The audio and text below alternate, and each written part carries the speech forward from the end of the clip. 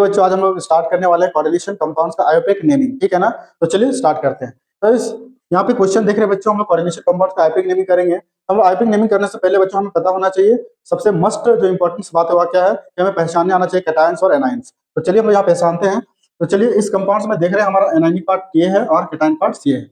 अब यहाँ हम लोग जानते हैं कि जब आयोपिक नेमिंग करते हैं सबसे पहले हम लोग कैटायंस नेमिंग लिखते हैं, उसके बाद फिर क्या लिखते हैं, एनायंस का नेमिंग लिखते हैं। अब इस कैटायंस में देखिए जो बच्चों ये हमारा क्या है, लिगेंड्स का पार्ट है, ठीक है, और ये हमारा क्या सेंट्रल मेटल, ठीक है ना। तो हम लोग जानते हैं बच्चों कि सबसे पहले हम लोग क्या लिखते हैं, लिगेंड्स का नाम लिखते हैं। तो अब लिगेंड्स में हम लोग देख रहे हैं यहाँ क्लोरीन है और ईएन। ईएन का मतलब क्या होता है बच्चों, ईएन का मतलब जान लीजिए इथेन 1,2 डाई अमाइन, ठीक है ना बच्चों, ये आपका ईएन हो गया है ना।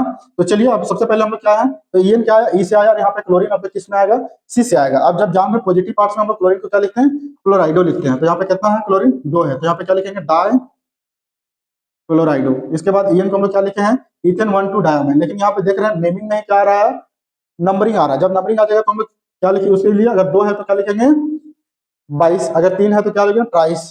तो यहाँ पे क्या है, 2 है तो यहाँ पे क्या लिखेंगे 22। उसके बाद क्या लिख देंगे, इथेन 1,2 डैश डाई अमाइन। इसके बाद क्या हो जाएगा बच्चों, सेंट्रल मेटल आइटम का नेम, सेंट्रल मेटल आइटम क्या है, कोबाल्ट है। तो क्या हो जाएगा कोबाल्ट। अब इसका ऑक्सीडेशन नंबर। इसके बाद हम लोग क्या लिखेंगे लास्ट में, एनायनिक पार्ट्स। एनायनिक पार्ट क्या है, क्लोरीन है, तो क्लोरीन को हम एनायनिक पार्ट्स में क्या लिखते हैं, क्लोराइड।